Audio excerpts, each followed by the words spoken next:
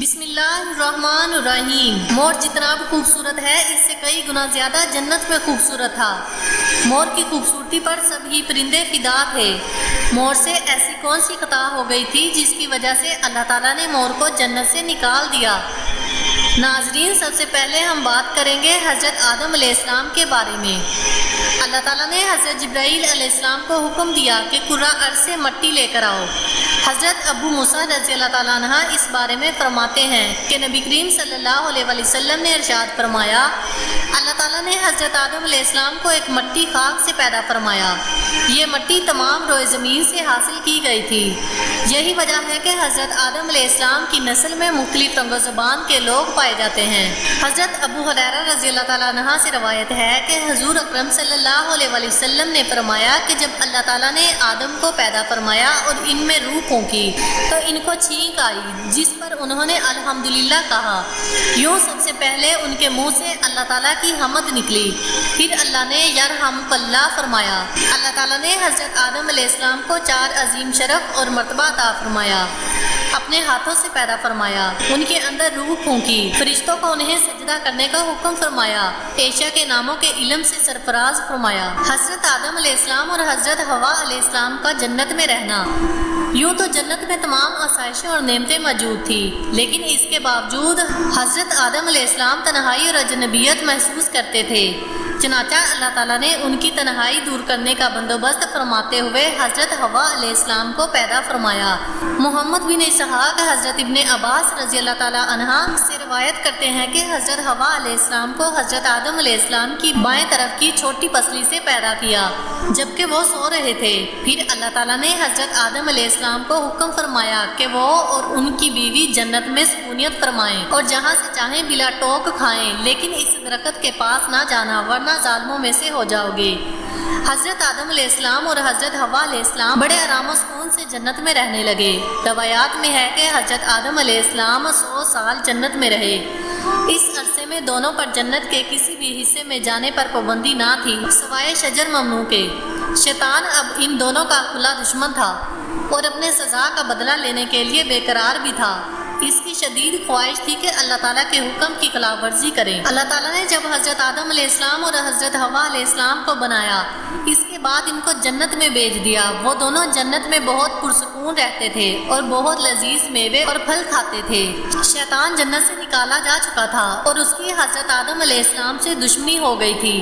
شیطان یہ چاہتا تھا کہ وہ کسی بھی طرح حضرت آدم علیہ السلام اور حضرت حوا علیہ السلام کو جنت سے نکال دے۔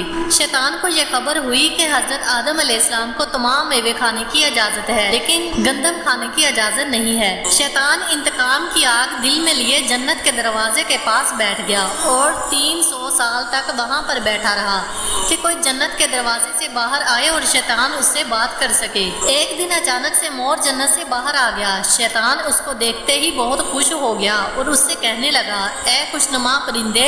شیطان نے پوچھا، اے خوبصورت پرندے تم کون ہو؟ مور بولا، میں مور ہوں، اب تم اپنا تعارف کرواؤ۔ شیطان نے جواب دیا، میں عالم کروبیا کا ایک فرشتہ ہوں، میں اللہ پاک کی عبادت سے ایک پل بھی غافل نہیں ہوں۔ میں چاہتا ہوں کہ میں جنت میں جاؤں اور وہاں کی نعمتوں کا اپنی آنکھوں سے مشاہدہ کروں۔ شیطان مور کو کہنے لگا، تم مجھے جنت کے اندر لے جاؤ، میں تمہیں 3 ایسی باتیں بتاؤں گا جس سے تمہیں ابدی زندگی حاصل ہو جائے گی، تمہیں بڑھاپا اور بیماری نہیں آئے گی اور تم ہمیشہ جنت میں ہی رہو گے۔ لالچ میں آ کر مور نے کہا کہ مجھ میں تو اتنی طاقت نہیں ہے کہ میں تمہیں جنت کے اندر لے جاؤں، لیکن ایک سانپ میرا دوست ہے، وہ شاید تمہاری مدد کر سکے گا۔ یہ کہہ کر مور سانپ کے پاس آیا اور اس سے ساری بات بتائی۔ سانپ بھی شیطان کی باتوں سے بہت خوش ہو گیا۔ اس نے شیطان کو اپنے منہ میں چھپایا اور جنت میں داخل ہو گیا، جس کے نتیجے میں شیطان اپنی چال میں کامیاب ہو گیا۔ جنت کے تمام نگران فرشتے کو یہ معلوم تھا کہ شیطان جنت میں داخل ہو چکا ہے اور اس کی چال کا حصہ بن چکا ہے۔ فرشتے شیطان کو جنت سے نکالنے لگے، لیکن اللہ پاک کا حکم ہوا کہ شیطان کو ابھی جنت میں ہی رہنے دیا جائے۔ فرشتے اللہ تعالیٰ کے حکم سے رک گئے۔ شاید یہ حضرت آدم علیہ السلام کا امتحان تھا۔ شیطان حضرت آدم علیہ السلام اور حضرت حوا علیہ السلام کے پاس جا کر اپنی محبت کا اظہار کرنے لگا۔ وہ دونوں ہی شیطان کو پہچان نہ سکے کیونکہ ماضی کے مقابلے میں شیطان کی شکل تبدیل ہو چکی تھی۔ شیطان نے کہا میں چاہتا ہوں کہ آپ دونوں ہمیشہ جنت میں اسی طرح زندگی گزاریں، ہمیشہ خوش رہیں۔ حضرت آدم علیہ السلام اس کی بات بہت غور سے سننے لگے۔ شیطان نے کہا اگر آپ میری بات مان لیں تو آپ کو جنت کی اور بھی تمام سہولتیں ملیں گی۔ حضرت آدم علیہ السلام نے شیطان کے بہکاوے میں آ کر پوچھا کہ یہ کس طرح ممکن ہے؟ شیطان نے کہا ایک گندم کا دانہ اگر آپ دونوں چکھ لیں تو آپ کو ابدی حیات حاصل ہو جائے گی اور آپ جنت میں ہی رہیں گے۔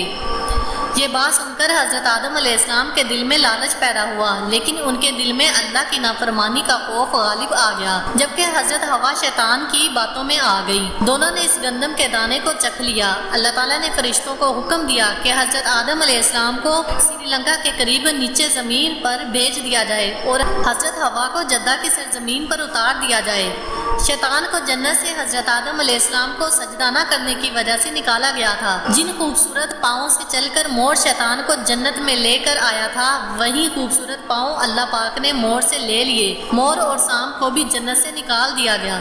حضرت آدم علیہ السلام اور حضرت حوا کافی عرصے تک اللہ پاک سے معافی مانگتے رہے، روتے رہے اور ایک دوسرے سے جدا ہو کر ایک دوسرے کو تلاش کرتے رہے۔ اللہ تبارک و تعالیٰ کی بارگاہ میں دعا کرتے رہے۔ بہت مدتوں کے بعد اللہ پاک نے ان کی توبہ قبول کر لی اور انہیں آپس میں ملا دیا۔ اگر آپ کو یہ ویڈیو پسند آئی ہو تو ہمارے چینل کو سبسکرائب کریں اور کمنٹس میں اپنی قیمتی رائے کا اظہار ضرور کریں۔ شکریہ۔